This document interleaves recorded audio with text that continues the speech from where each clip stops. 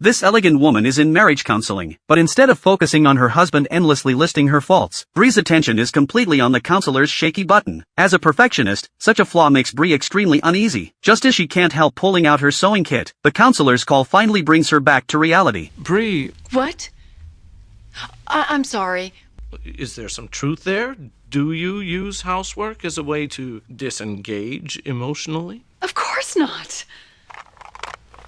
Just yesterday, Bree's carefully nurtured 20-year marriage faced an unprecedented crisis. Her husband actually asked for a divorce because she was too perfect. That same night, he moved his bedding to the living room. Bree tossed and turned alone in the bedroom, unwilling to let their passionate love story end like this. She woke Rex from sleep and recalled the moment he proposed to her years ago. Do you remember when you proposed? We sat on Skyline Drive and drank a bottle of apple wine, and when we finished it, you turned to me and you said, "If you marry me, Bree Mason, I promise to love you for the rest of my life." And even though I was engaged to Ty Grant, and even though my father didn't like you, I said yes. Bree's words are sincere but carry a hint of reproach, trying to awaken Rex's love and commitment. Rex obviously doesn't want to be accused of abandoning his wife and child. After hesitation, he agrees to meet the marriage counselor. This leads to the opening scene of the story. Soon it's time for the second counseling session, but Rex cannot make it due to a patient emergency. As Bree prepares to leave, she notices the counselor's button is still undone. Unable to tolerate it any longer, Bree walks back into the office.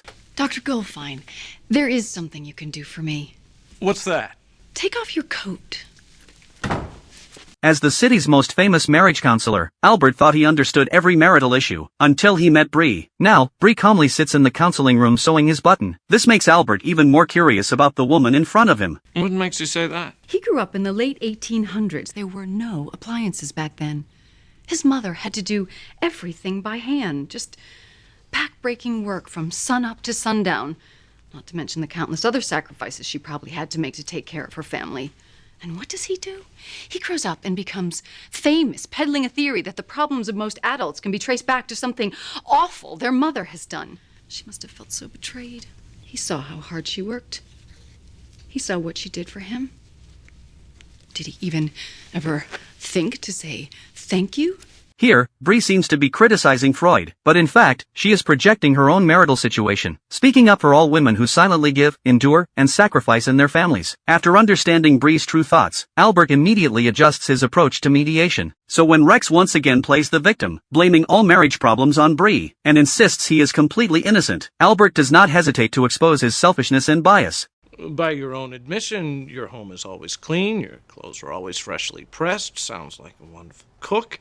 Despite her flaws, do you ever remember to say thank you? Thank you.